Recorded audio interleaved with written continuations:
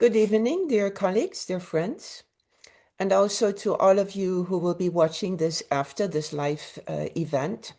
Welcome to eamba. eamba Exchange is the branch of eamba that organizes these events, and we organize them to celebrate community, to ensure that we are connected and that we nourish collaboration. eamba is a collective of 34 local teacher associations who connect mindfulness and compassion teachers. All local mindfulness associations, eamba associations, have their own board and their own membership and also their own flavor. And it is exactly that flavor that we want to share with each other, to learn, to be inspired, and to help each other. So eamba grew out of a European initiative, but now eamba is on 4 continents. In the Middle East, we, from the start, had a member in Israel, now also in Lebanon. In Europe, we are represented in most countries. We have a member in South Africa and a member in the United States of America, which of course gives us challenges for planning to make sure that over all those time zones, we can include people. So welcome that you're here. If your time zone is a different one, then especially welcome because you're making a real effort. Tonight, we are spotlighting one of the 2 associations that are active in Italy. The Rete, well, that will be something that Anna will say, because I don't want to say, good evening, Frederic, because I don't want to spell the name wrong. Let me see. Rete, Associazione, Istruzione, Mindfulness. Yeah, Rete Insegnanti Mindfulness, yeah. And you are quite a recently founded association compared to the large ones that have been there for some decades. So your experience is especially interesting because you started with a lot of courage in a time when in many countries we have declining participation. So for me, this evening, it will be especially interesting how you master that challenge. I would like to introduce Alessandra Mauri, who will guide us in a meditation to start off and land here and pause from a day that maybe has been charged. Then Anna Livecchi will tell us a bit about the association. And then Claudia Vettore, you will continue and also share what your association is about. And with this, I would very much like to also honor my partner in crime, Teresa Ranieri, because Teresa and I are now the ones who manage eamba Exchange. And whoever wants to help us, please come along, because we need your network, we need your help to make sure that we can continue eamba Exchange as the place where we learn together and where we inspire each other and start new projects to collaborate. So with this, I would like to hand over to Alessandra, and I will mute myself. Thank you very much for being here. Thank you, Katarina, and thank you everybody for being here, all of you. And I'd like to guide you a short practice, a check-in practice. So welcome. Let's take a moment to arrive, and let's find a comfortable position. Letting our hands to rest easily. And if it feels safe for you, you may gently close your eyes or simply lower your gaze. And let the body settle. And giving yourself permission to pause.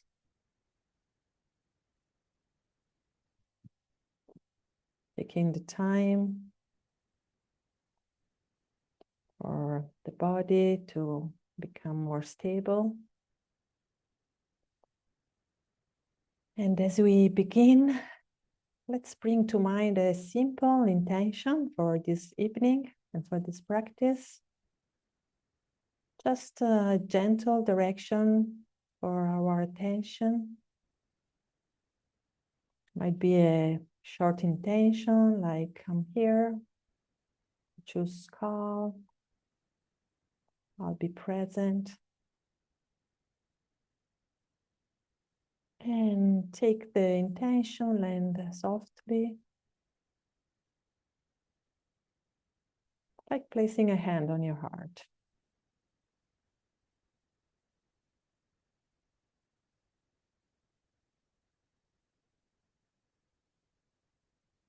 And now we can begin with a very gentle check-in.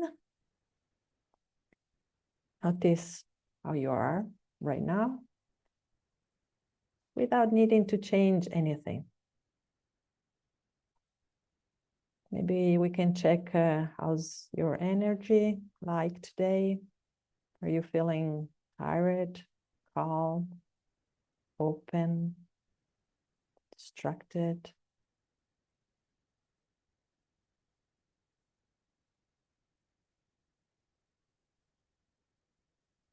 And now bring your attention into the body and feel the weight of your body there where it makes contact with the chair, with the floor. And notice the support beneath you, holding you without effort. And let the body become gently more and more stable. And your awareness can scan gently through the body. And see if some parts can be softened, head, the face. Maybe there's some tightness that we can let go. Relax the eyes, unclench the jaw, and allow the tongue to rest in the mouth. And moving attention to the neck, the shoulders. Let the attention get those areas more softened. Maybe you can let the shoulders drop even just a little bit more.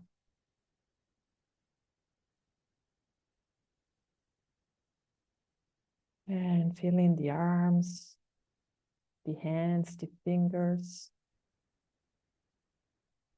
And bringing then our awareness to the chest, the upper back, and see that we can sit straight and have our back strong but not tight.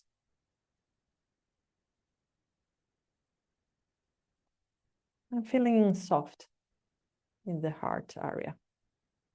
Strong back, soft heart. And let's notice all the sensations that are here now in the body.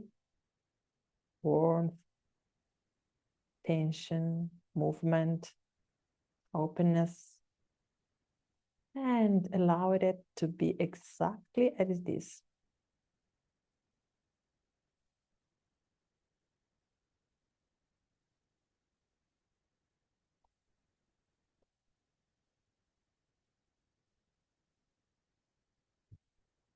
And now ask yourself where in the body you can feel better the sensation of the breath. Not to change it, just to notice. Just ask yourself where in the body you can feel better the body breathing. Maybe it can be in the nostrils with the fresh air entering and the warm air exhaling, or in the chest, moving up and down, or in the belly, or maybe some gentle movements of the whole body.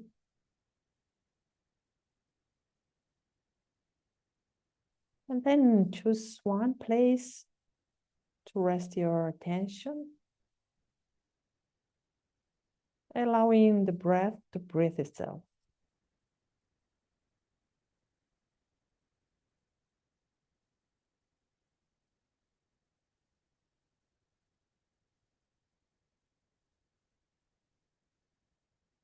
Breathing in and breathing out.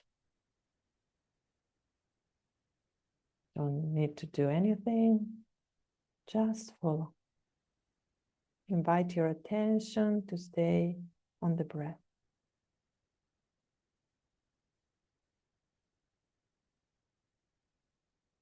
And when the mind wanders, simply notice gently and invite your attention back to the next breath. Just returning.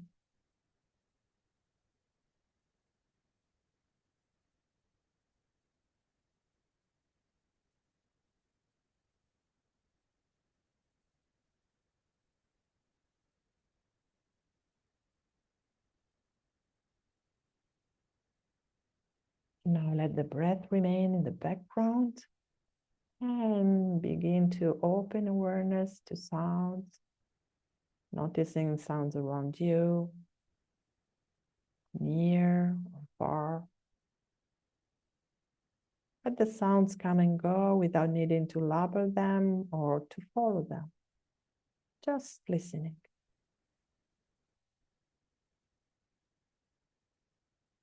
And maybe you can notice how sounds appear and fade on their own. No need to reach them or push them away. Simply receive.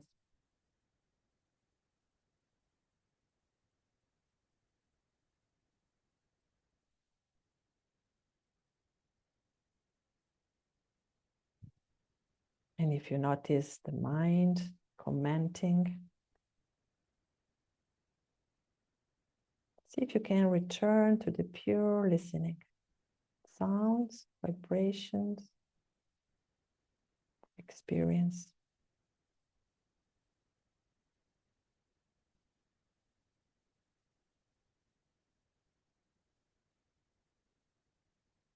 Let your ears receive. Let your attention receive.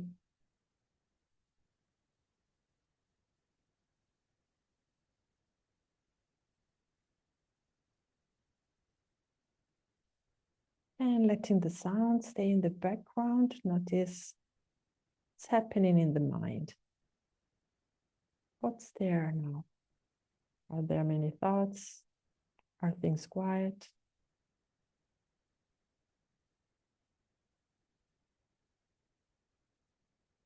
Is the mind planning, remembering, analyzing?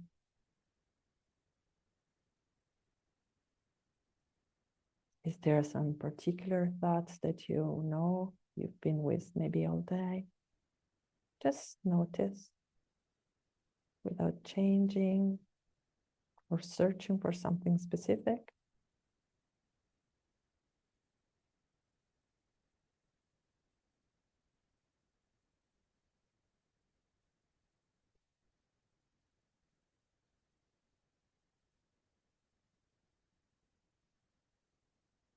And take some time to notice the emotional tone. Maybe there is ease, maybe not. Maybe some emotion can be focused, or maybe nothing clear at all. Whatever is there, let it be there. Meet this experience as it is.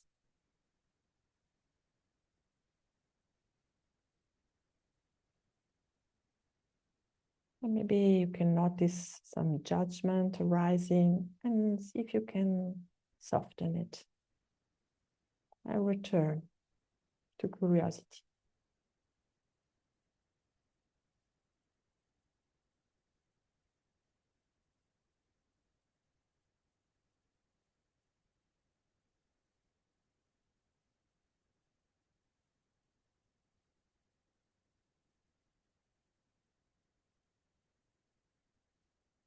And gently bringing attention back to the breath, following the next breath from the beginning, breathing in and breathing out.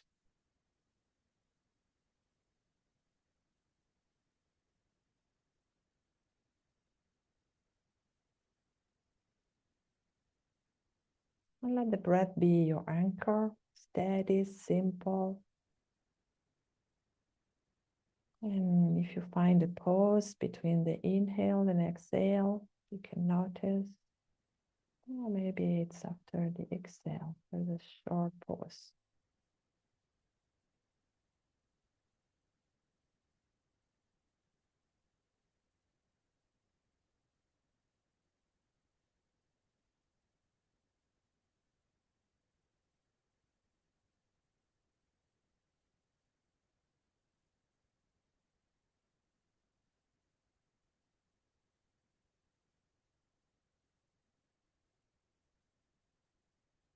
And beginning to gently widen our awareness again, feel the body as a whole, the posture, the space around.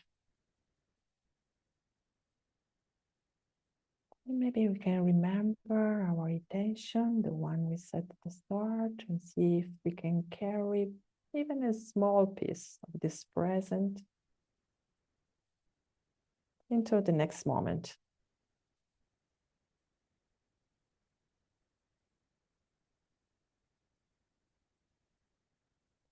And gently, if your eyes are closed, you can slowly open them, letting the light go back gradually. And maybe you want to stretch a little bit, do some gentle movement.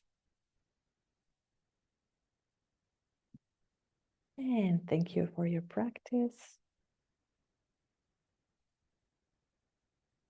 And I let Anna now present.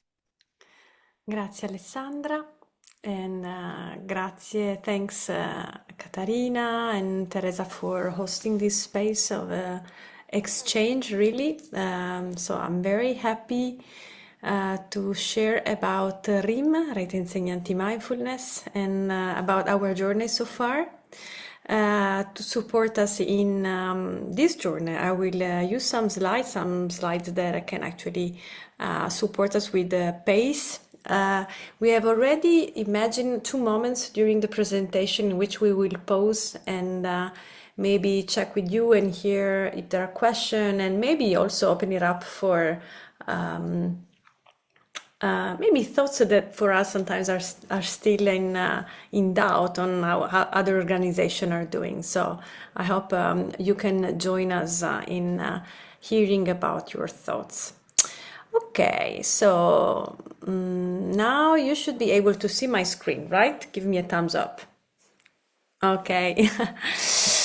Okay, so this is a little bit what we plan to share today. So we are going to share a bit about the background and how it started, how we work, both in logistics and initiatives. Sometimes it's great to talk about initiatives, but we all know that sometimes the most difficult thing is logistics. How do we really get people together?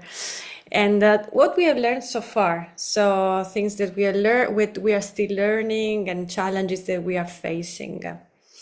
So what is RIM? RIM was founded in 2024, and when we say founded, I will share a little bit more about that, to support and encourage the presence of mindfulness in Italy, and support the community of qualified teachers. RIM is committed to facilitate the growth of teachers' community and safeguard the quality of the teaching programs, and offering a space for exchange and dialogue. So truly, this is something that is very important to us. So a sense of community, a sense of ethics and quality, the possibility to connect for teachers. And I think these already share a bit about the background. So why we thought about starting RIM. First of all, there was not really a teachers association. Actually, we know, as Caterina said at the beginning, that there was already a teachers association based in Milan with Fabio and Antonella, but sometimes they kind of support teachers that have gone sometimes through that teaching pathway. So actually, none of the people that we were connected and were really related to that. The scenario in Italy is showing a really fragmented teachers training environment. So probably there are two main pathways for teacher training, and then there are several university programs or master program that offer some mindfulness-based teaching pathway. So this fragmentation has not been supportive in a way, because has created even sometimes some division and some lack of information and possibility for people to get together.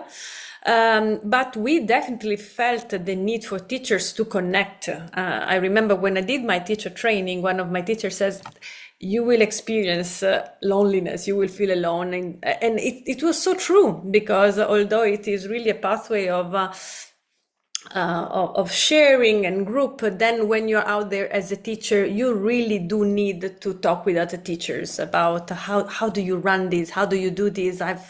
So it is really a need that we had.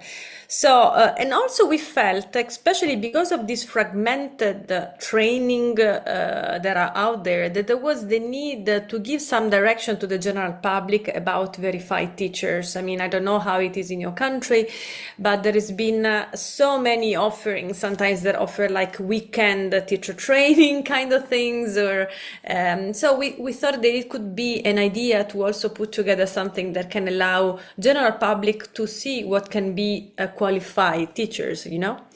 But how we started? Actually, we started also during COVID, 4 or 5 friends, teachers, they were also becoming friends, just started a WhatsApp group and kind of sharing how we would be doing, how we were running things. And actually we started to thought, oh, why don't we do an association? And so we did several meetings. Also, we picked this name, Rete Insegnanti Mindfulness. But then we decided to completely drop the idea going into bureaucratics. We realized that it was this quick to start an association, but it would have been a nightmare if we ever decided to close it. And there were also a lot of, again, steps and bureaucratic challenges that really made us, we decided to give up the idea. And then actually around in 2023, we started to talk, Caterina. Actually, I remember Gwenola, she was encouraging that we connected because as I was talking to Gwenola, she said, actually, you have it already there. Why don't you start? And I remember I attended some of these meetings and I heard about Spain. How Spain had kind of gone through a difficult pathway in which they decided to create an association that was not legally registered, but it was functioning as an association. So they didn't need to have any legal registration to actually bring people together and connect. And so this is how Rete Insegnanti Mindfulness RIM was formally and informally created. Informally because actually we are not registered, but actually we really function as an association. So today we count 22 teachers. How do we work? This is something I'm pretty happy on how we work, because in order to to keep our mission alive, we have some committees that really support the running of the programs. So we have a funding committee, so this group of original teachers that decided to start this RIM, this network of teachers. We have a welcome committee. Actually, Alessandra, she will share more about this. She's in that committee. We have a continued education committee. So I know that one of our goal is a continued education. And so actually Claudia and myself are in that committee, and Claudia will share more about that as well. We have a communication committee. Actually, this is more for programs that we offer to general public. And then we have a eamba relation committee, and actually Claudia, Alessandra and myself are in that committee as well. But logistically, how do we run it? Sounds very fancy, but actually we really try to have a monthly plenary meeting. Our next one actually is in 2 weeks. And also in this plenary meeting, we make sure that every time one of the members takes the task to host the meeting. So to send the appointment and to really guide. So also to collect the information from the different committee, and so to run the meeting that of course is recorded for so those that are not there. And we said that maybe we will don't need to do it once a month in the future, but we still feel that we are too young as an organization not to meet every month, so we try to meet once a month. We also have the ongoing committee meetings. So actually this morning there were two different meetings running, the continuing education and the external event. They were meeting this morning. They try to be sometimes very quick meeting. Sometimes they can be like 30 minutes touch base, in which we try to run things quickly. I don't know, of course, about the other committee. Maybe the welcome committee is way longer, Alessandra, because there's a level of complexity. So this I don't know. But although we have, so the local committee, then some of the topics are then, of course, brought to the plenary meeting. So, for example, the Welcome Committee had a number of decision and complex situation to evaluate. And, of course, they bring it in the plenary meeting for us to share and understand what's going on. We have a dedicated WhatsApp group for each committee that makes things sometimes very fast. And then we have, I think this is something fun to share, we have an SOS WhatsApp group. Because as we said, sometimes we have, I mean, I'm not a huge fan of WhatsApp group. So I originally said that we didn't have to have a WhatsApp group, but most of the people really wanted it. And actually one of the topic was starting with this SOS. That is, sometimes as teachers, we might need support quickly. We might have a participant that is challenging us for something, or we need to reply about a situation and we need a confrontation with another teacher. So the good things of having a network of teachers is that some of us might have run into similar situation. So the SOS WhatsApp group, everybody is in there, is where we would put something and people would read it immediately because somebody is in need of an answer. So this is something fun to share. And then I would like to hand it to Alessandra that will share about the Welcome Committee. And I ask Alessandra, do you want me to put all the information out, or do you want me to run them little by little? Maybe one by one, yeah. Okay, okay. Yeah. Yes, in the Welcome Committee, the Welcome Committee is made up of 6 people. We are all members of a RIM, and yesterday while we were preparing slides, I realized that the only 2 male that are in the RIM are in this committee, which is really nice and fun. And the purpose is to welcome new members. And people who request to join the networks are welcome, but are welcome first of all by the Welcome Committee. And we had different moments and different steps, because at the beginning, as Anna later will explain, at the beginning we were just a group of friends that met, and then we had friends to bring into the network. So it was easy to welcome the people because were people known and their backgrounds, their trainings were known. So the first part was very easy. But then some new people asked to come, and we didn't know these people. We didn't know their background. We didn't know their training. And so we decided to think about it and to create some welcoming space, which didn't want to be a selective space or a non-selective as possible. And so we decided to do like this. Rather than choosing people, we aimed to offer a space where the person who was coming in or was wishing to join us could understand the values criteria of the network and reflect or on their training, on their path, and see themselves if they were aligned with the values of the network.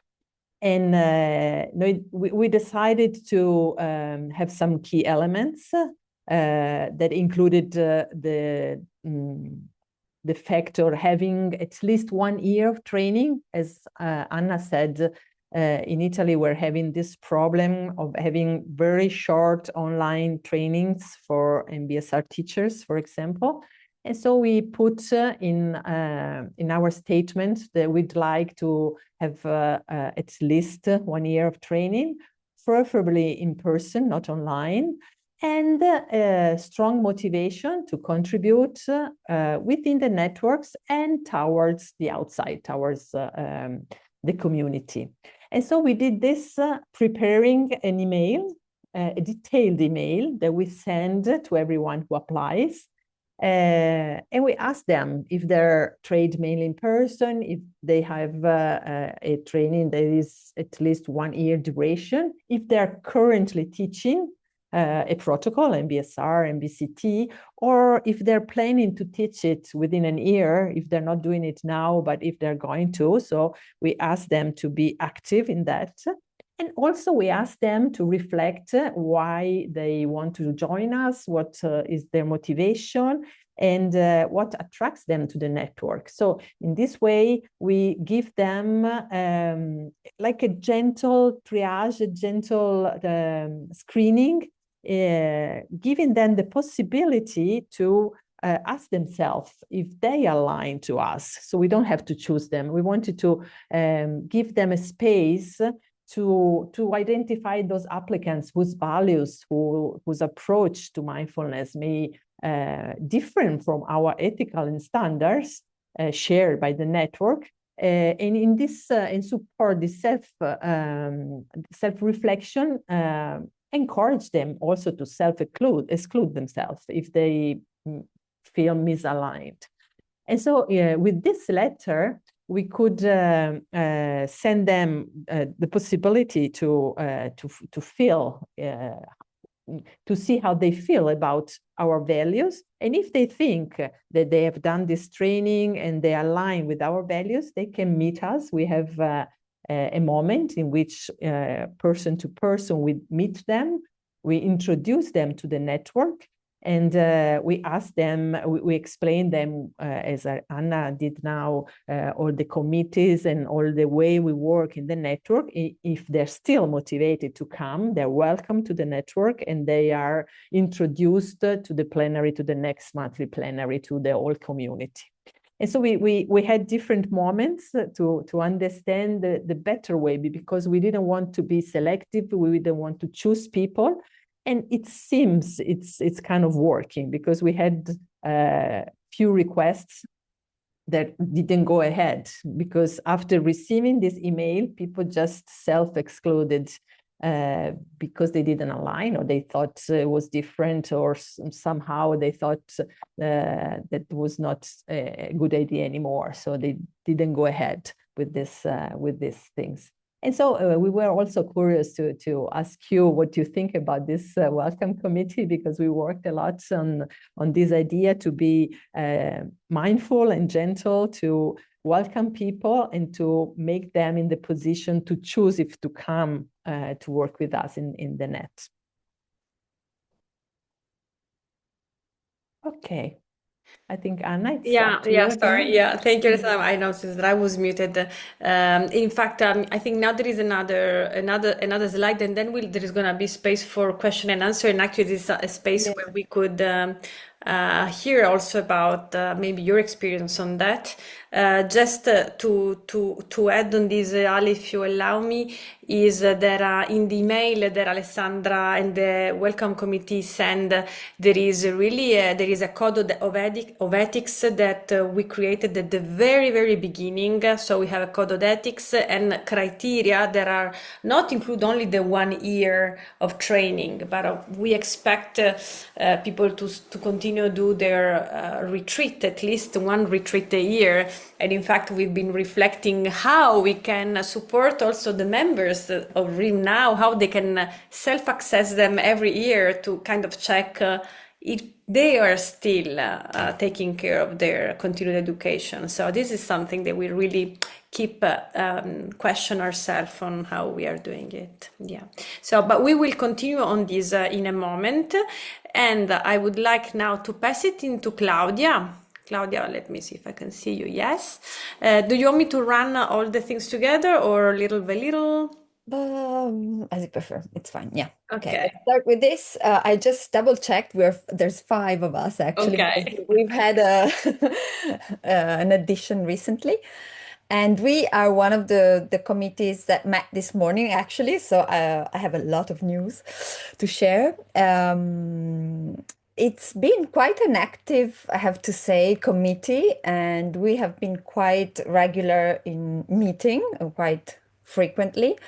We have tried to establish really priorities for training, for exchange, for also including different perspectives. But we started from the basics, let's say, because as you will see a bit later when we will give you some samples of our activities, we started with a teacher that all of us will know for sure.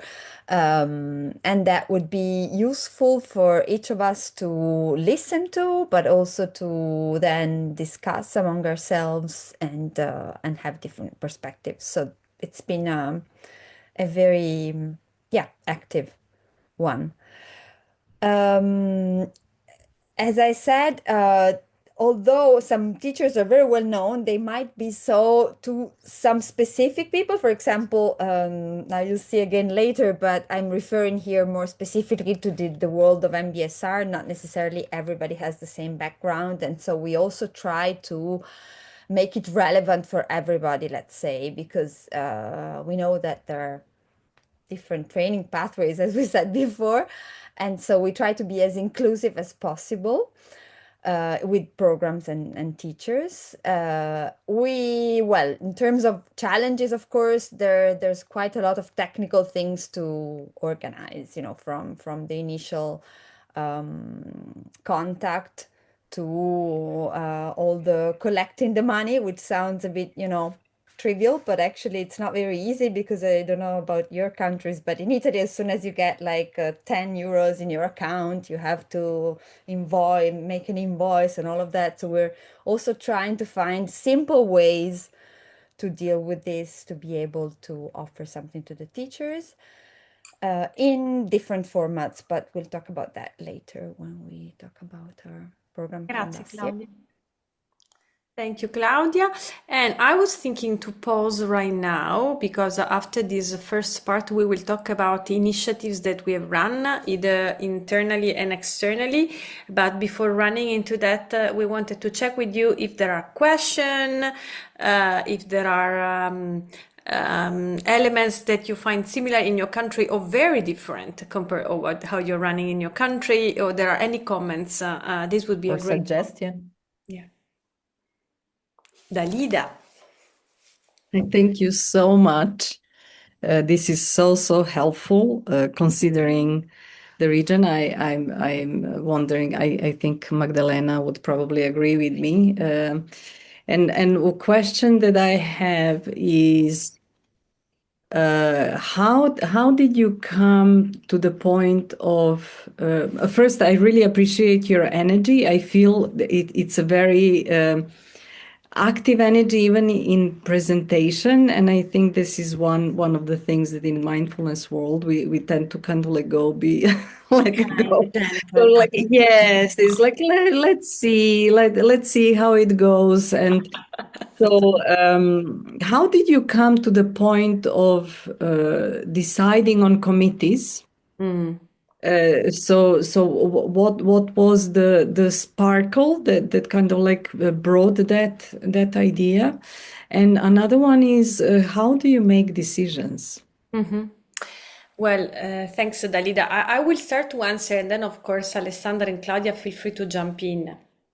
Well, the committee started almost at the beginning because, again, at the beginning it was four or five friends, and we didn't want to feel like that either we were running the thing, number one. Number two, and this is still very alive. We felt a little bit the risk that then everything would be run by one, two, or three people, and so we needed really to make people make them feeling responsible of joining something, and so if we really needed to start this network, it couldn't be only in one or two people. So we needed to have more people that would organize themselves and run part of the work. Originally, actually, we would have more committees. We also thought in order to make sure that whoever join is part of a committee. So you cannot join and do nothing. And so we would have it originally like a committee that would organize the plenary meeting. So they would be people that have no time, at least they would organize the meeting. And so there would be many things. And then we had a committee. This is hysterical. We had a committee that would run survey within the group, so to understand. But then also all these, and you will see on the lesson learned so far, we understood that it was too much fragmentation also in this, and so they naturally got into these number of committees. So this is to answer your question. It was really to make it operational. It's really to make it practical, and then the attendance is good, meaning that we try to do the meeting always on Monday morning at 8. And then, of course, I have to say there are people that never were able to attend the plenary meeting, not even once, because the Monday morning at 8 it's impossible, but they are active in their local committee, and so then we record the meeting, and so they make sure to and also the fact that after you end the meeting you pass it into somebody else that will need to run it, so this make it all the time an exchange responsibility. I don't know if Claudia and Alessandra want to add more, or if there is something that I have not replied. Maybe she was asking about how we make decisions. Also, we right. didn't make so many decisions so far, and those we made were easy enough because we were probably all along with it. But maybe the part we had more struggle was the welcome committee, because we had to decide how to welcome people in the network. And as Anna said before, in the small committee, at the beginning, it was only two of us, Elena and I, and we said we need some more people to come because we have to have more brains to do bigger brainstorming. And then we took to the plenary all the problems we were having. And so we confronted with them, and then we decided. Most of the decisions are made in the committee if they're fast and they're only organizational. And if there is some problem in the committee that is not solved, then we take it to the plenary, and we try to discuss it all together. So far, it did work. Yeah. And there are things that maybe we don't necessarily agree all the time, but at a certain point you just need to take a path, or whatever it is, and walk the path, and then see how things unfold. Yeah, so also, and there are certain decisions that we were able to take very fast. So, for example, you will hear about an initiative that we run in the summer, that is this Relay for Peace, and this was like very fast. And then, for example, we had some turmoil in the summer. I mean, Katarina is informed about our turmoil, and this has created a lot of back and forth in the group.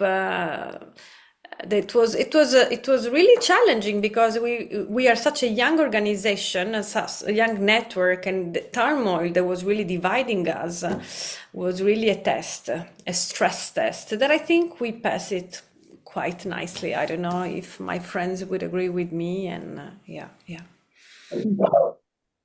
Thank you. Thanks for the question. Thank you. Are there other questions, or do you want me to go ahead? And again, there is going to be another moment. Okay, I will move forward, and then of course there is time for more questions. Okay, so we'll talk a little bit more about some continued education program. And so, Claudia, do you wanna comment on them? Do you like? Okay. So this is of course the great senior teacher that I was referring to before. I didn't say how we find the teachers. Mainly, it's like because one of us has some kind of connection, and we're really open, and everybody's free. And also, we ask other people because you see, the next one that we programmed is not a connection of one of us in the committee. And so last year we invited Bob Stahl to hold a session for us, a 2-hour session in the evening. And we organized it in a way that we tried to have as many people as possible attending, but there was also the option of just watching the recording. And we also scaled the fee for that. So there was live attendance, but also a possibility to watch the recording. And everybody, I think, participated, all the members at the time, in either live or watching it afterwards. The theme was one of the major themes for MBSR, for the basic practice of body scan.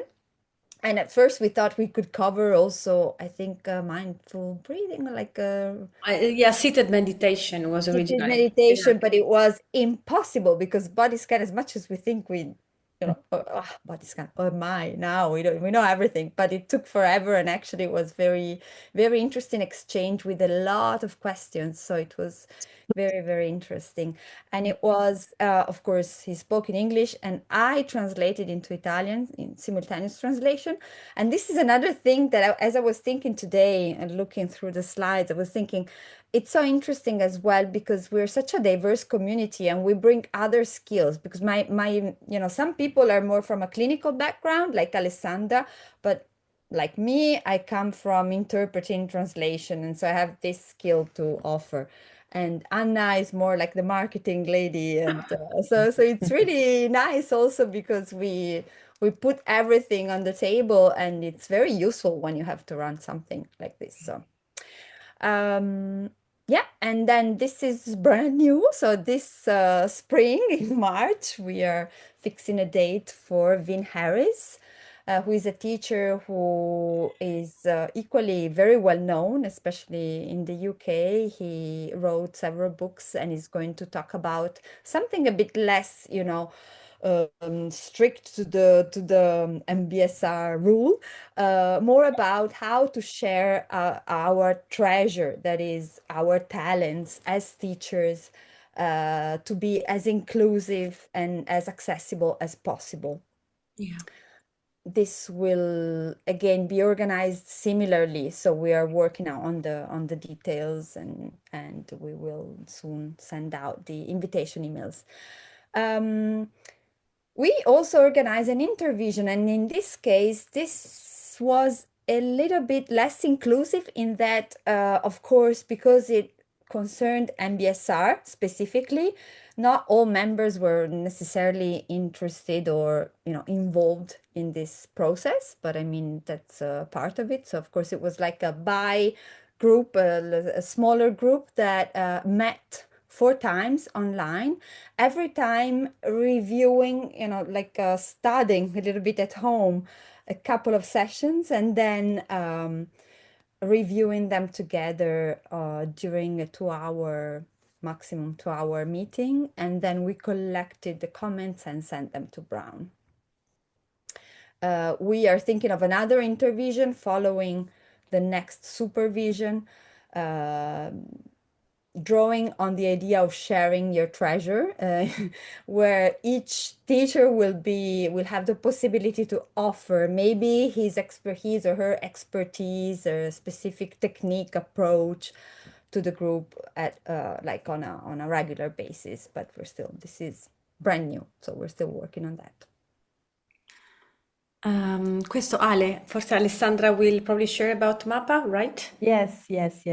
MAPA is the Italian acronyms of mindfulness a porte aperte. It's mindfulness for all, and it's an initiative that was born during pandemic. So from the small starting group that Anna cited before. And like many people at that time, we found ourselves asking what we could do and how we could be of help during such a difficult time. And the idea that came up was to offer a mindful session on Zoom. And the Italian name Mindfulness a porte aperte means mindfulness with open doors. And it did reflect our intention to open our virtual doors of our mindfulness rooms. We were all doing MBSR in those period. And so we decided to open it to everybody, so everyone could feel welcome and have a moment of support, of practice during the COVID, during the pandemic. And then since the initiative was found, had a strong response and people liked it, from that start that was done by the 5 of us, we decided to, when we joined RIM, we decided to extend this proposal to the other RIM teachers. And what it came up was, for example, for last year, as you can see the calendar here, that each month, and sometimes even twice a month, each one of us could offer on Zoom an open session of mindfulness. Yeah. And each year we come up with a theme that can help us to follow and to be translated in each of our teaching. And the theme last year was dwelling, and every teacher could interpret and develop it in their own way. And this year, I just received today a mail from Rossella and from the committee. We will start in February with the new calendar and the new offer. And the attendance was more than 40 people on average in every Zoom meeting. So it was really nice to see so many people. They came at the beginning. Certainly, they came from our groups, our mailing list from the MBSR participants that each of us had, and then the word was spread, and some other people came and attended to it. And that's it. Oh, sorry. I went too fast. Go ahead. Thanks, Alessandra. Thank you. So here I'm sharing, this is Alessandra. I'm sharing about another initiative that we did run last year, that it was like I am part of RIM. This was a campaign that we did run to introduce RIM to other teachers. So the objective was really introducing RIM to other teachers, mindfulness-based teacher. In a way, this was a way to show offering a list of verified teachers and increase the network. What did we do? So actually, we simply created this campaign. I am part of RIM, sharing what is really our mission as a network, and of course our website. All members attended. It was run from April to July, and basically we would share why we did join RIM, and in order to facilitate the work of many members, many associates that don't have the idea of what to write on social, we actually gave already 3, 4, 5 ideas of what they could put down in the post. And of course, we had this visual, and depending on what, if they were using LinkedIn, on Instagram or Facebook, they would run in the different social network, and the other members would either like, comment, or share. So of course the idea was to really create a lot of buzz from April to June. So and so we also made a calendar so that each week or like every 2 days or something like that, a different member would post. So we would not post all on the same day, so that of course this RIM narrative would run for a long time. So we really liked the idea. We were very excited about running it. Did it work? So. At the end of it, of course, there was a lot of buzz. So definitely, maybe in terms of visual or this, it worked well. But at the end, about 20 people, a little bit more than 20 people applied to join. And I don't think it's a great result, because it is like each of us has brought one person. No, because it's 20 members at that time.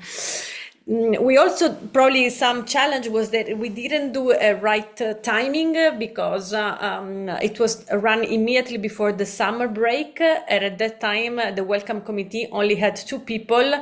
And so they were not able to stay after the complexity of the welcome process. And so this is how we said, okay, let's reply at the end of the summer. And this is also how they started to ask, maybe some people can join us and can support with the interview. And because of this gentle triage, self-reflection, are you sure you want to then be committed? Are you sure then you want to join a committee and give yourself to this network? And so far, 2 people joined. And it's okay. I think we learned some lesson. Would we do it again? I don't know. This you will hear from the lesson learned, what we are thinking so far. And here is another initiative that we did in the summer. I don't know if Claudia, are you sharing about this? I don't remember. Do you want to talk about this, or I mean? I can talk about this. This is going to be very fast. Actually, this is one of the ideas that I said it came out super fast, in a moment in which the news of the world was really becoming very heavy also in many of us. And so feeling this sense of feeling powerless and wanting to do something. And so I remember actually I was vacationing in that moment, and in the SOS WhatsApp group, somebody said, why don't we run something like that? So it was starting like, don't we run a retreat and all day? And then it became a relay for peace, and everybody wanted to join. So it was every morning for 30 minutes. It was really a nice participation, guided by different teachers all the time. We had an average of 50 people attending every morning. And of course, with different teachers, different topic, everybody offering different poetry or lectures. At the end, we created this vademecum for peace. So we had this available. It was like just a little brochure, like a PDF that people could download with all the poems and texts that were read during this Relay for Peace. It's scheduled again in July 2026. And I have to say, this is something that we didn't expect. This was an amazing opportunity for us as a network to connect. Again, it was in the moment of turmoil that we were facing a difficult situation. And the fact that we had to pass to each other the relay to another teacher, that we wanted to support each other, also being present. So we would meditate. I mean, I did attend every single morning. And so, first of all, it was also also a chance to meditate with our network as a group. So it was really a very nice bonding opportunity for us. In fact, this year we're hoping to organize a short retreat just for us as a network, self-guided within us. And I'm sensitive about the time, but it's nice that we have received some very nice comment by total strangers. They would write comment in our website on thanking how it was really beautiful to join this Relay for Peace, and it was just a precious gift every morning. So really hoping for this initiative to be repeated, and in fact it will be repeated. So before going to the lesson learned, I would like to stop for a moment and to hear if there are comments, question, reflection, wisdom here. Who is Yeah. Bye, Teresa. Yeah, well, I'm Italian, but I'm such a long time away. I was not practicing meditation when I left, but I was wondering how geographically RIM is present. So, is in a specific region in Italy? Is in the north? Are you? And also, I'm aware of the different kind of training pathways that you have. I don't know. There is the master in Roma, which is neuroscience based. Are you include? I mean, yeah. How is it, and how you promote yourself in the sense that it's not just one region in Italy, but I know that in the south there is, for example, not much. There are not many teachers present. But are you somehow promoting yourself? You did this campaign on LinkedIn, which is for all the country. But how are you recruiting in general, and are you intending geographically to be more inclusive? I don't know, just that. Well, and you will see in a moment also on the lesson learned, we don't recruit if people feel the need to join the network. And they again feel aligned with the motivation, with the also commitment to give something, and to the values and the training pathway. It's a beautiful place, I think, to connect.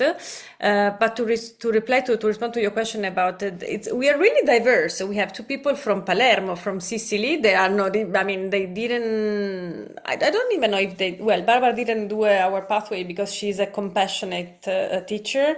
Cinzia, she's an MBCT and then also MBSR teacher.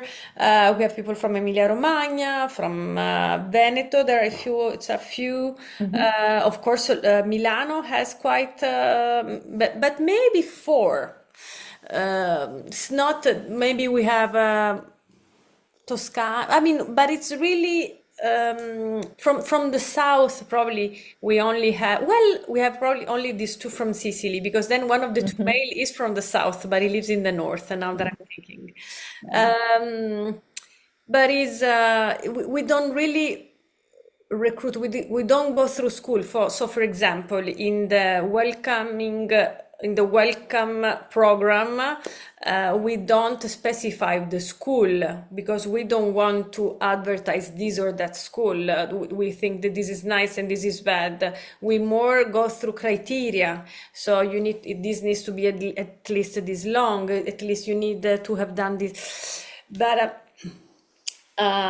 we don't really advertise by region. But for example, in the website, we specify. So if you go I can even show our website. For each teacher, you can see where they are based.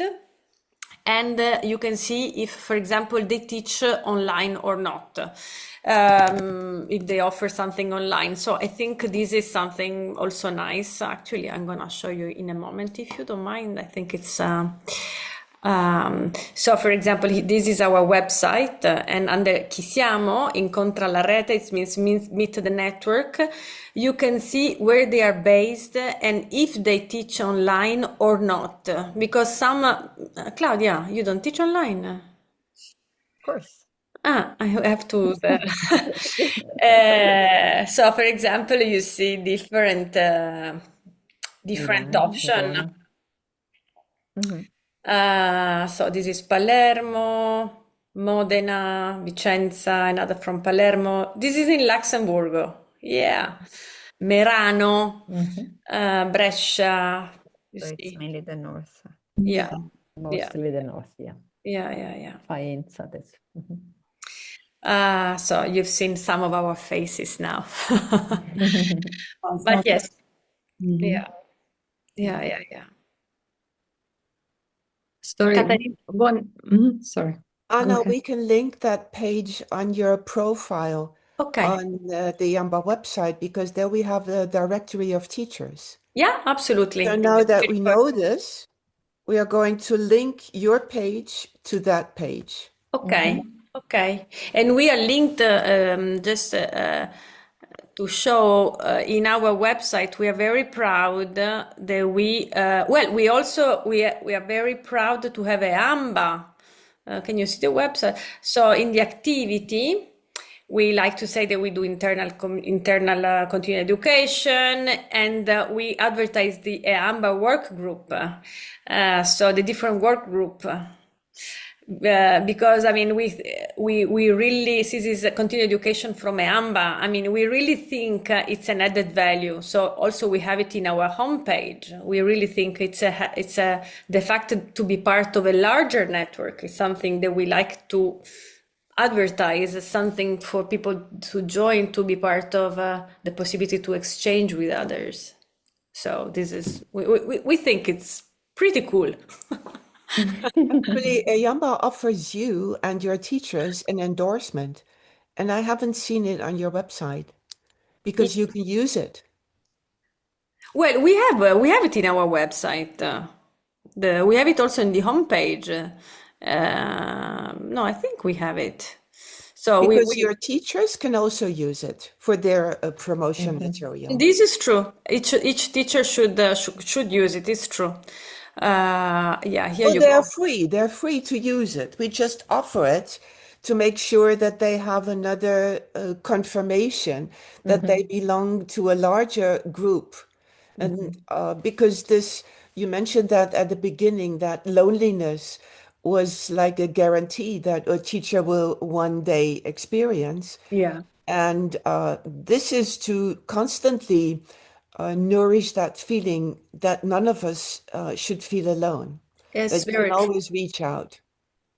Very true, very true. And it's something that is very supportive. And in fact, we try to, there is a little bit of the topic of the language barrier for Italy, because in a way we would like more of RIMA members to join the different working group. But I have to say that not many people speak English in a way to really enjoy and be able to participate to different working groups. So this sometimes is the limitation, but I have to say that also the field challenge, I know that they have joined some of the group. So this is nice and encouraging. So, okay, I will share the last slide on what we have learned so far. So the first things that we are learning, again, talking about recruiting, that it doesn't have to be big. So at a certain point, we started to say, also when we were as a group in one of the plenary meeting, looking at the result of the IM part of RIM, some were not so happy about the results. I'm one of them. But then actually one of the males say, but why do we need to be big? Isn't just this already complex enough, being 20 people? And it's, in a way, it's true. I mean, we will grow, but what's the point of growing and then not having members that participate? I mean, we will grow as people will feel this sense of connection and the sense of belonging to those values. And it doesn't need to be fast. I mean, we are a young organization in a way, so being 22 members in such a short time, I think it's an okay result. So we need to take the right pace for programs to already talk and give possibility for this grow. So we also think that we need to have time and energy to build on our own community, because again, at the beginning, it was just 4 or 5 of us that knew each other. but we don't know the rest of the group. And so it's important to give time to us to grow as a group, as a community. So how can we be a network and attract new people if we don't even know each other? So this is something important to do. Stay grounded on our objectives. This is very important because it happens all the time, also now, that we forget on why we started, and we think that RIM can be a nice place to promote or tell about our own programs and initiative, no? Because in a way we say, oh, I run this program, I run this retreat. This is not the goal. This is not about promoting ourselves as a teacher, but this is more for us as connecting, as continued education, as stay grounded on some ethical values. So this is something that we need to continuously repeat to ourselves and remind to as a group. Stay grounded on resources available, and this I need to make a poster in my desk because sometimes I like, let's do this big idea, and then actually it's it's still the same number of people, same hours of the day, same numbers of days in the week, and so we need to remain grounded on what's really available, and so really make go in the right pace. Find the format and stay open to change because we came again, I said, we started with a number of committees that then got reduced. We said, let's not use WhatsApp, and now we are all on WhatsApp. So yes, it's nice to have some guidelines and rules at the beginning, but the whole point of being a network is then this cannot stay fixed. It will change with people changing and wanting to contribute and wanting to give their footprint. And this is a beautiful exercise of flexibility and staying open. Opportunities, of course, as I said below, taking responsibility because, of course, there are people that are more committed and people that are staying a little bit below. So it's really taking responsibility. So, for example, even today with the other committee of external events, we said about let's divide. 2 people will do the Relay for Peace and 2 people will do the Mindfulness for All. So at least these 2, they really needs to be involved. And this is less heavy for the whole group, let's say. But this is something that is an opportunity. Learning from each other, it's a little bit what Claudia offered also before. It's great to invite super duper teachers, super duper supervision, but we are pretty good teachers that can offer to the rest of the team their specialties. Somebody is more on end of life, somebody is more on social engagement, somebody is more on environment. So what skills can we offer to the rest of the group? And of course, to this point, learning from this larger network of eamba. So yes, let's invite the super duper famous teachers, but how about really learning, inviting us as teachers and really see what are the specialties that we can offer. Okay, and then of course integrating RIM in our own individual plan. It's a little bit also what Caterina, you were saying about how can we leverage the endorsement of eamba individually, and how do we leverage RIM in our own individual plan, because we sometimes keep it as a side, like something, I also have this RIM, but how can we in a way also tell ourselves, share about us as teachers being part of a larger network? So how can we integrate this without making it as a side? And so, grazie per la vostra attenzione. Thanks for your attention. I will pause again and see if there are questions, reflection. And I'm sensitive about the timing, so I also want to make sure that Yeah. yeah. I will raise a hand. 2 hands. Okay. So, Frederick, please. Yes, I'm Frederick. I'm from the Netherlands and from eamba. And I listened with great interest because I really like this SOS WhatsApp group. if it's working. Yeah. Yeah? Yeah, it's well, we are 22 people, so it's pretty doable so far. Yeah, so it's not every day that there is an SOS or anything. Almost never. I mean, it's really when you have an SOS. And sometimes you go straight to the person. So, for example, I give a very practical example, and I didn't even know if it went into the big SOS or in a small committee group. But one of us was in trouble. I mean, I had a participant that never had the camera on, and but this was becoming uncomfortable, and so it doesn't sound like an SOS, but there was something that was becoming uncomfortable, and so it was like, did it happen to you? How do you run it? What do you do?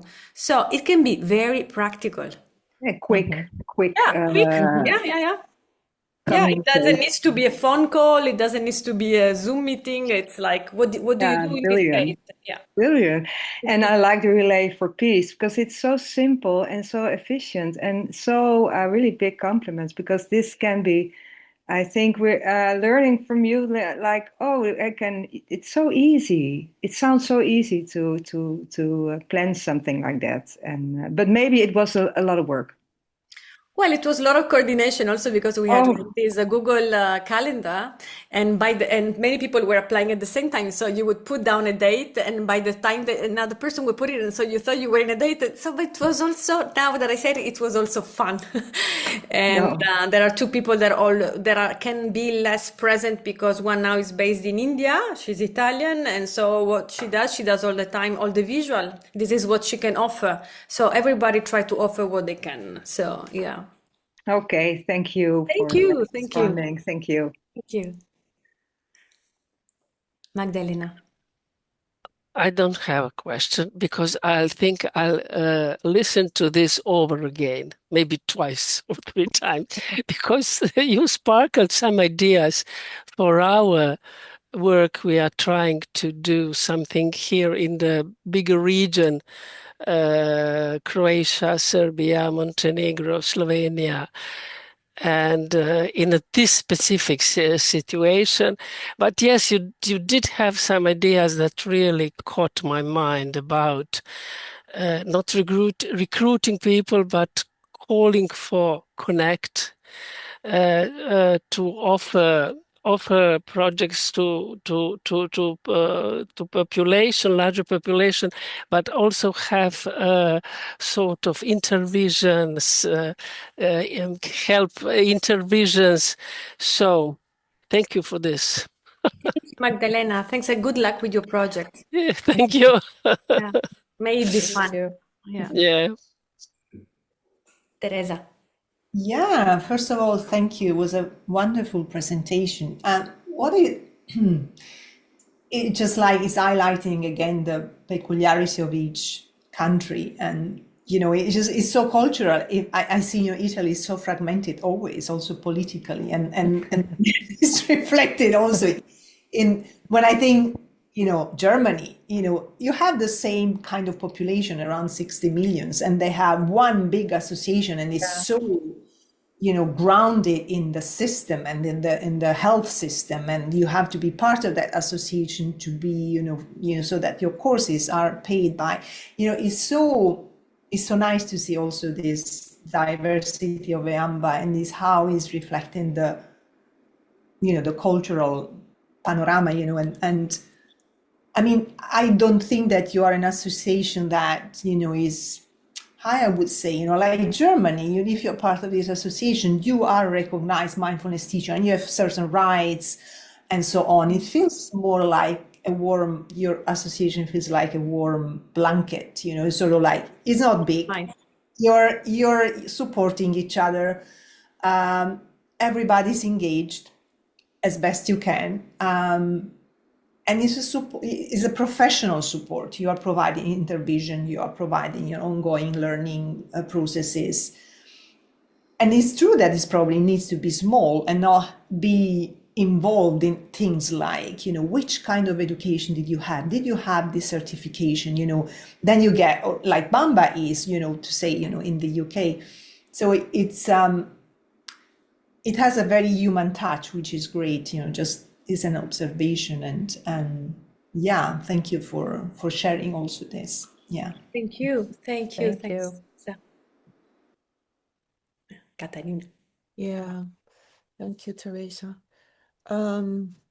What I saw, this Relay for Peace, we did that in Yamba in 2022 when the war started in Ukraine. And I wonder, did you record all the this? Did you record it? Well, we did. And there were two issues we had. By the way, you can all see the recordings on the Yamba website. Okay. And for Yamba, it was also nice that we had all kinds of different languages. So maybe you could have that regional like color. But the two problems we had was one, at the beginning, many people wanted to do the meditation, and we had more than one a day. So we had to choose. And then it wore off, and we wanted to continue. We had thought that the war would be over very soon, but then within 6 weeks, 8 weeks, nobody was interested anymore to have to bring meditation. So I think the mistake we made is, and you didn't make that, is you defined a period at the beginning. So when you repeat it, maybe remember your own lesson and remember the pitfall that we went into to, at the beginning, set a start and an end. Yeah. Yeah, thank you, thank you. That's important. Actually, this morning during the meeting, we were saying, okay, now we are 22, but if more people join, a month is done on 30 days. So what do you do? So we were kind of asking ourselves this question, but we need to do a beginning and an end. So this is definitely a good lesson. So thanks for sharing it. Well, about the recording, this was so discussed, very difficult, because the problem for us was mostly where do they live, because the website that we have right now don't support such a heavy recording. And so we would need to put it either outside in another, I don't know, SoundCloud, Drive, or something like that. And this would have costed more also labor work, I have to say. Let's be honest. Let's say I run the website, and also we need to make it light. And also we thought this needs to be permanent. I mean, it doesn't need to stay there forever. I mean, people will get what they get. And then we thought about maybe running it, for example, like on Instagram. Then they can stay on Instagram like diretta, like a direct, like a live. But then we thought about doing it in Zoom. So actually, for now, we are still thinking about the Zoom and not to record. But maybe it can be a live session. I don't know. Yeah, I don't know. Teresa, you maybe have a suggestion on this? Yeah, I do, because in Portugal, it was during COVID, another opportunity. And we created, they created, I'm not there, but they created a YouTube channel. But I use that, and this is called Casa Dolce Casa in Portuguese. So it is like, it's a collection of, I don't know, 20 practices, and I use it myself. I send the link to people because it says, for people to practice after they finish MBSR or whatever. So it's a place they can return. I would suggest, because it's practice, recorded practice is precious material. Yeah. And you don't know where to send people in Italian language. If in English there is apps and you name it. Then YouTube channel and Insight Timer. You can put an Insight Timer. It doesn't cost anything. So that if you run a program like that, this is precious material. Yeah. Thank you. Yeah, if you don't have the possibility to put it on your homepage for technical reason, but I would record them, open a YouTube program, and then it's for your participants. Yeah. No, that's a good point, and I think Gaspare was talking about doing actually to put them on YouTube. Now that you say that, you're reminding me, but this was difficult for us to set it up in a short time. But if you need to send people to it for Italian stuff, we have a page called the Risorse here, Resource. Okay. And most of the teachers have shared, for example, Anna on breath, Gaia on 3 minutes. So each of the teacher has offered something either to write or to listen. So we're very proud of this little page in which different teachers can offer, give something. And this is what I mentioned is the PDF that was done after the Relay for Peace, are all the different poetry that they were shared. So people can download them. I mean, they're in Italian, so for you maybe it's not that fancy. But Yeah, Teresa, for it you. makes sense because I to know how to teach in Italian. And yes, Anna, the eamba, the main page, is also organized in the way that Teresa just said. So Okay. it's not the stuff that is there, it's the link to the heavy stuff. Yeah. Okay. Yeah. Yes. But this is something that we'll need to look into. So thanks for reminding us about putting up a YouTube page or something like that. An idea, yeah. You also said something about not promoting ourselves as teachers, but connecting.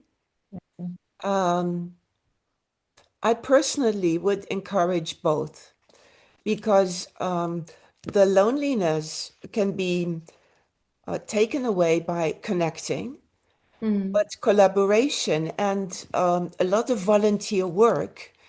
We are also economic people. And if an association can help individual teachers to make sure that they survive, instead of, for example, in some countries where people give up and go back to their previous profession and stop being a mindfulness teacher, I think we can all help each other by making sure that well-educated teachers with good experience who do continuous education and retreats, that they stay available for society, that they don't give up. Yeah. And helping them to make sure that an association, if whether local or Earth Alliance, supports their status locally and that they can continue is very important. Yeah, it is. You're right.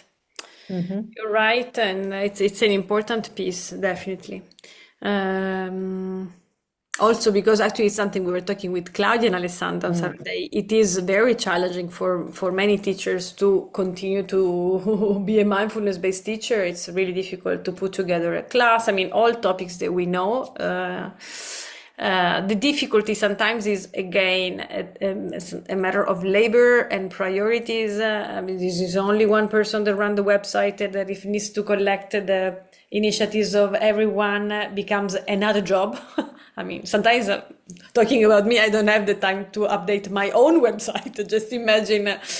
But it is impossible. But it is possible at least to support each other. I have to say, sometimes as a committee, for example, I remember eamba did a great work in terms of offering some marketing skills to support teachers, maybe best practices that have worked well for others. So this is something that, for example, we can promote as a group. I don't know if I'm looking at Claudia and Alessandra, this can be an idea. What have worked well for some of us can be shared with the rest of the group, for example. I don't know. Yeah, and you also gave the example where you offer the template to be used on Instagram. I mean, that is all to make work light and to be generous, not to reserve it for yourself, but to make sure that things are reused again and again, to make sure that everyone benefits. I'm always very saddened when I discern a competition between teachers because we only shoot in our own foot. We must make sure that all of us can serve society. That is what we are up to. Yeah, this is why we started in a way. Yeah. Yeah. Thank you. That's Any more important. comments or questions? Maybe from people who didn't have a chance because you are so humble and wait for speaking up. Berta, how is it? Are you teaching in Germany or in Belgium? How is it in your region where you teach? Yeah, I'm not teaching yet, so I'm not even a newbie now, but I'm very inspired by all I've seen of your work, of eamba, and also Rim, and I hope to become the teacher soon, and then probably in Germany, as we will be moving back in summer. Then stay close to make sure that we help each other. Yeah, I will. Thank you for giving me the opportunity, even though I'm not a teacher yet. Thank you. And I don't know, but before we close, I don't know, whenever it's the closing, if I recall well, Claudia has prepared some. Well, we didn't know if we would use the whole time. So I had it's a poem that I shared at the Relay for Peace that is still very, very current, unfortunately. And but I don't know if we're already over time. I don't You know. wanted to offer a poem. I don't know if as a closing, if we could. Okay. Yes, we can offer the poem, and I think it would be nice to then really be silent after the poem and close the meeting. Yeah. So allow me to thank you from the bottom of my heart. I thought I knew Rim well, but even so, I've heard a lot about what you done, and also in context. I'm very happy that I only heard remarks about the turmoil and that it didn't intervene with things that you have actually reached. So that gives me deep, deep joy because at the time I was very, very concerned. I also thank you really because you kicked off this new series. We had one association present last year, South Africa, and we will have more in the next months. All board members of associations who will listen to this later, please, if you haven't done so, step up and share your story, because this is an example of how you see that we can really connect. And as Magdalena said, inspiring when you are creating an association or maybe renovating your association, because we can always learn from what is going on. Alessandra, Claudia, Anna, thank you so much. And also Magdalena and Frederic and Teresa and Oksana, Birte, for being here, because together we feel the community. And with this, please remember, we are only as strong as we make ourselves feel strong. Stay together, be well, and we will now listen to Claudia for a poem and then close in silence with gratitude. Thank you very much. Thank you. Thank you very much. And actually, I would like you to already sort of drop into silence and take a posture and see whatever.